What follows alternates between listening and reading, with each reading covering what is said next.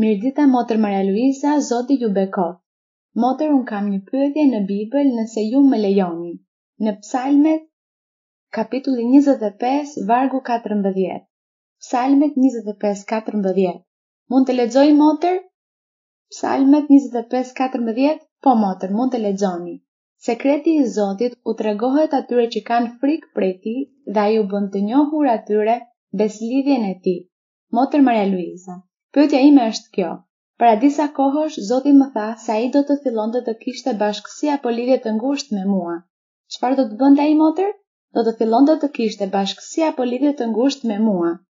Unë nuk e kuptoja se çfarë ishte të kishe bashkësi apo lidhje të ngushtë me Perëndin, prandaj unë motër dua t'ju pyes ju, që të na thoni të na shpjegoni se çfarë është të kesh lidhje të ngushtë apo bashkësi me Zotin dhe si të arrijmë t'i bëjmë gjërat mirë në mënyrë që këto vargje të Biblës të përmbushen në ditët e sotme.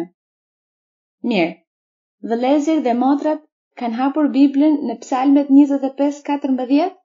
Po, lexoni Psalmet 25 vargun 14. Sekreti i Zotit u tregohet atyre që kanë frikë prej tij dhe ai u bën të njohur atyre beslidhjen e tij. Mirë, pra sekreti apo bashkësia apo lidhja e ngushtë janë pjesë e komunikimit midis Perëndisë dhe njeriut. Bashkësia apo lidhja e ngushtë është pra që t'jesh aty pranë, bashkë duke komunikuar. Perëndia njeh jetën time, sekretet e mia, dhe Zoti më flet atëherë çfarë di unë për Perëndin, që ai më flet, që ai më bën premtime, që ai më ngushëllon, që ai më flet gjithmonë. Dhe thot, sekreti apo lidhja e ngushtë e Perëndisë është me ata që e kanë frikë. Ata që e kanë frikë nuk janë ata që friksohen nga Perëndia, por ata që e duan Perëndin, ata që i binden Perëndisë, ata që kanë besim te ai, që duan të bëjnë vullnetin e tij, ata që i përkushtohen Perëndisë. Ta janë ata që kanë frikë nga Perëndia. Thuhet se këtyre personave Zoti do t'ju bëj të njohur çfarë? Beslidhjen e tij. Perëndia i bën të njohur, i tregon këtij personi premtimet, beslidhjet, çdo gjë që Perëndia do nga njerëzit, ja bën të ditur këtij personi. Prandaj, unë them vëllezër dhe motra që të luftojmë. Le të luftojmë për të pasur atë bashkësi apo lidhje të afërt me Perëndin. Sepse dini ju se çfarë është të kesh komunikim? Ndoshta nuk e kuptojmë fjalën bashkësi apo sekret, sepse fjala bashkësi është një fjalë që gati nuk përdoret më, tani më është shumë e hershme. Por, në ditët e sotme kemi fjalën komunikim. Ju çfarë kuptoni me të pasurit komunikim? Ju komunikoni me bashkëshorten tuaj? Keni komunikim me bashkëshortin tuaj, me bashkëshorten tuaj, apo siç quhet me burrin apo me gruan tuaj? Po, i thoni që nuk ka më para, që duhet të punojmë. Flisni për fëmijët, për shkollën, çfarë duhet bërë, çfarë nuk duhet bërë, pra ju komunikoni. Ti bëj këtë, unë bëj atë, ti bëj pazar, unë bëj punët në shtëpi, apo do të shkoj në lavanderi, apo në pastrim kimik për të larë rrobat, apo nuk e di si mund të quhet. Pra ky është komunikim. Duhet të paguajmë qeran javën që vjen, sa para ke ti, unë kam kaq para, po ti sa para ke, atëherë le të paguajmë qeran javën tjetër. Dhe këtu thuhet që Perëndia ka bashkësi apo lidhje të ngushtë me ata që e duan atë.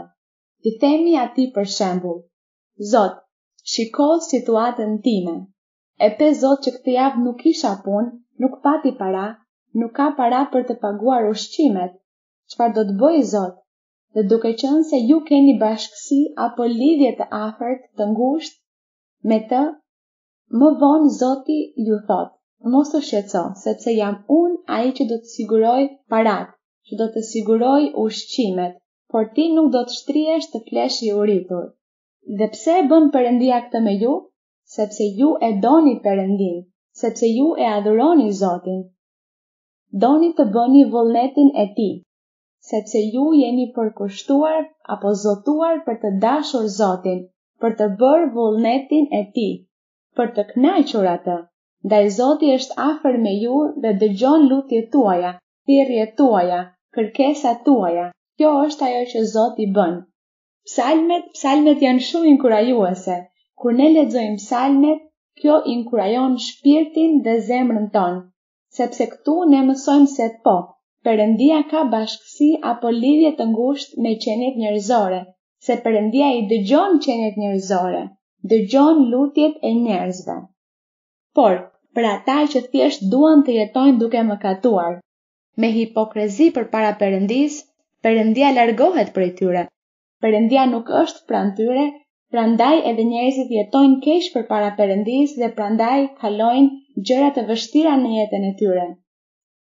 Le të analizojmë, ekzaminojmë veten tonë në mënyrë që të mund të themi: kam bashkësi apo lidhje të ngushtë me Zotin, kam komunikim të ngushtë me Zotin, dhe ndaj ai do të dëgjoj lutjen time dhe unë i them në lutje: Zot, nëse është vullnet të yt, unë dua X gjë në jetën time. Unë dua që ti të më ndihmosh dhe të më përmbushësh këtë dëshirë, nëse është vullnet të yt, nëse kjo gjë është për të mirën time. Dhe nëse nuk është kështu, do të vazhdoj të pres. Do vazhdoj të pres, por do të kem besim te ti. Kam besim te ti. Kjo është ajo që Zoti do. Kjo është bashkësia apo lidhja e ngushtë. Kjo është ajo që Zoti do. Të ketë komunikim, të ketë lidhje të ngushtë me kishën e ti. Ne e dëshirojmë këtë apo jo? Dëshirojmë të kemi atë bashkësi apo lidhje të ngushtë me Zotin, në mënyrë që jeta jonë të jetë më e mirë në të gjitha aspektet.